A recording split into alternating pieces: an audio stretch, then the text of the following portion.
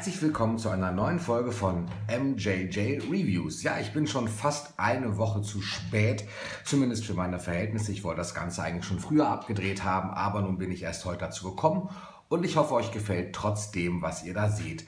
Vor mir liegt das dritte Buch von Sebastian Mil und Fabrice Ancelet, den wir auch als Hector kennen, von einem anderen YouTube-Kanal.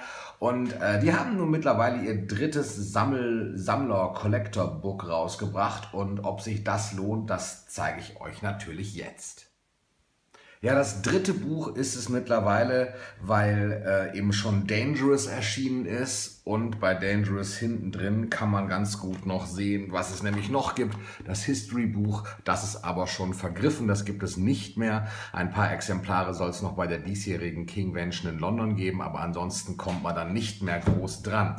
Nun, Dangerous ist aber erstmal nicht das Thema, sondern Invincible. Man konnte es gerade nicht so ganz gut sehen, glaube ich, aber Invincible ist ein bisschen dünner als das Dangerous Buch. Ich versuche mal das so ein bisschen hier zu zeigen. Man kann es so ein bisschen sehen, es sind knapp 200 Seiten, die das Invincible Buch weniger hat. Das hat natürlich auch einen Grund, das Ganze.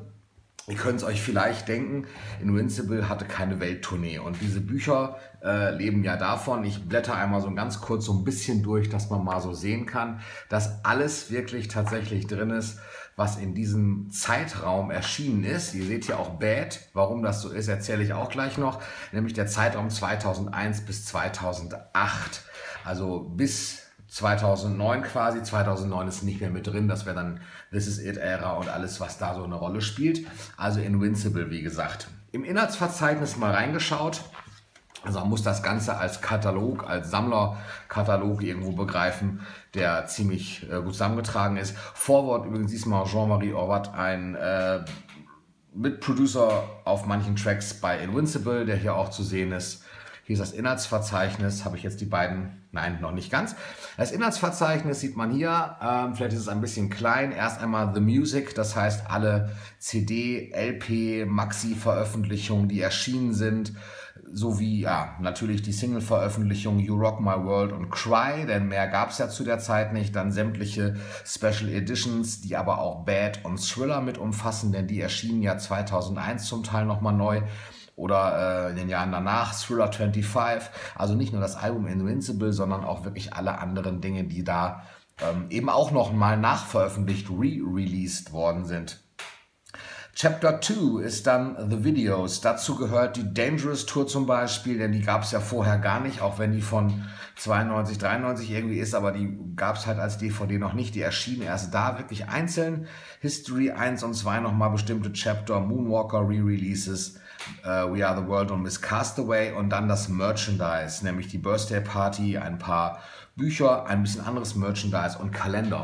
Dieses Kapitel Merchandise kommt in diesem Buch, ich kann nicht sagen zu kurz, weil es gab nun mal einfach nicht mehr, aber es ist nun mal definitiv kürzer, als das bei History und bei Dangerous der Fall ist. Ich würde sagen, wir gucken da einfach mal so ein bisschen rein. Ja, das ganze Buch zu zeigen geht natürlich nicht in so einer kurzen Folge, deswegen zeige ich einfach mal, was tatsächlich zur Ära Invincible so zu zeigen ist, und zwar natürlich das Album selber. Da gab es natürlich etliche Promos zu, oder etliche nicht, aber so einige, und ansonsten wird hier wirklich alles aufgelistet, die Kassetten, wunderbar, auch in verschiedenen Varianten, verschiedene Ländervarianten, Farbvarianten. Und ja, Dinge, die man sonst einfach nicht so wirklich sieht. Und ich finde, das ersetzt manchmal schon ein bisschen Sammlung, weil man einfach Dinge sieht, die man sonst nicht so vor Gesicht bekommt. Also ihr seht, es ist wirklich ein großer Wert gelegt worden, auf Vollständigkeit, verschiedene Dinge wirklich drin zu haben. Sowas zum Beispiel Boxsets, die man sonst echt noch nicht so wirklich gesehen hat, oder die MD, die auch tatsächlich sehr rar ist. Also diese Dinge, das macht einfach Spaß durchzugucken. Auch wenn es kein Tour-Merchandise gab, natürlich habe ich gerade schon mal gesagt, so verschiedene Promotional-Dinge sind natürlich schon drin, also so Plattenladen-Displays und Poster findet man darin, genauso wie eben so Aufsteller, alle so Dinge, mit denen damals eben dann doch noch ein bisschen beworben worden ist. Auch sehr interessant dann noch eben diese Re-Releases weil man auch mal einen Blick in die Cover werfen kann. Zum Beispiel hier, diese Bad Special Edition Kassette aus der Türkei. Einfach wirklich hübsch, so Dinge, die man sonst nicht so gesehen hat. Oder aus Korea die Kassette. Die sind natürlich auch dementsprechend rar.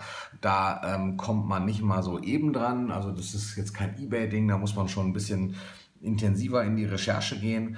Aber also diese Dinge, die man sonst halt einfach nicht so zu Gesicht bekommt und die einfach auch Anregungen sein können oder einfach mal ja, auch eine Freude vermitteln, das Ding einfach mal durchzublättern und sich dran zu freuen, was es so alles gibt.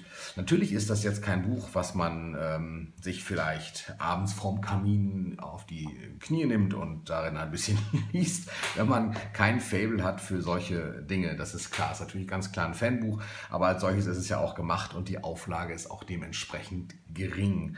Insofern muss man sich halt beeilen, das tatsächlich so zu kriegen, denn ich habe gerade, oder sage ich es nachher, ich schneide gerade so ein bisschen an dem Video rum, deswegen, also bei Dangerous ist es eben auch so, das kriegt man auch nicht mehr. History und Dangerous sind halt beide schon vergriffen und Invincible steht halt kurz davor. Und jetzt werfen wir einfach mal einen Blick in das ganze Buch rein und da gehe ich gleich von hinten nach vorne. Dabei noch viel Spaß. Das ist Merchandise. Und wie man hier so sehen kann, es sind nicht so ganz viele Seiten, es sind aber dafür natürlich alles offizielle Produkte. Das heißt, in diesem Buch werdet ihr vergeblich irgendwelche ja, Imitate oder irgendwelche Bootlegs finden, weil es eben wirklich nur um die offiziellen Sachen geht, wie zum Beispiel hier ein Aufnäher zum 45. Geburtstag oder ein Official Pin, eine offizielle Jacke. Das ist alles so um den Geburtstag herum, Birthday Party. Dann dieses Buch, wer übrigens dieses Buch My World zu Hause stehen hat, den würde ich bitten, einfach mal eine Rezension zu machen. Das habe ich nämlich noch nie von innen gesehen. Das würde ich gerne einmal richtig sehen. Das würde mich sehr interessieren. Das King of Pop Buch, das habe ich euch schon mal rezensiert, mit dem Hologramm drauf. Also ja, und diverse Schlüsselanhänger. Also ihr seht, es ist so ein bisschen, es ist tatsächlich ein bisschen wenig. Das liegt natürlich auch wirklich an der Promo, die zu der Zeit gemacht worden ist, und es gab eben keine Tournee. Das ist natürlich ein ganz springender Punkt. Wenn man jetzt keine Tournee hat, dann gibt es eben dazu auch kein Tour-Merchandise. Das ist ja logisch. Hier sind nochmal die verschiedenen Dinge und ein paar Kalender. Und Hector hat ganz schön in seinem Video gesagt, die Hot Toys Version der Puppen oder der Puppe Billie Jean zuerst kam zwar erst 2009 raus, wurde aber 2008 der Vertrag geschlossen mit Michael und deswegen ist sie hier noch mit drin. Ansonsten vorher, ich habe ja gesagt, ich gehe ein bisschen zurück, einfach ich springe einfach mal so ein bisschen. Ihr seht hier diese King of Pop zum Beispiel, diese CDs, die rausgekommen sind in verschiedenen Ländern. Wenn ihr die noch nicht kennt, machen wir da auch mal eine Folge drüber. Ansonsten seht ihr hier so ein bisschen schon Belgien ist dabei und Spanien, Indien. Hier ist einfach so alles einmal aufgelistet und auch ganz interessant immer, manchmal mit einem Stern. Wenn ein Stern da ist, ist es automatisch schon mal ein bisschen rarer. Wenn die Zahl im Stern höher ist, ist es also wirklich schwer zu bekommen, bis manchmal gar nicht auf dem Markt. Also hier sind wirklich auch Dinge drin, die man nicht einfach so kaufen kann unbedingt immer, sondern die auch echt schwer zu bekommen sind.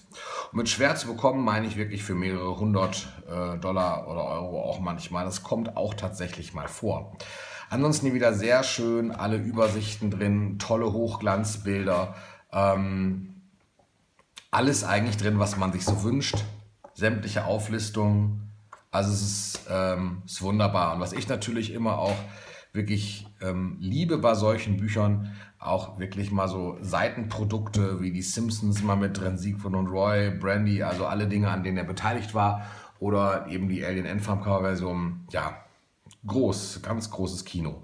Schön an dem Buch ist natürlich der offizielle Teil der Produkte, die wirklich Michael auch betreffen. Das ist genauso wie bei dem Dangerous Buch auch.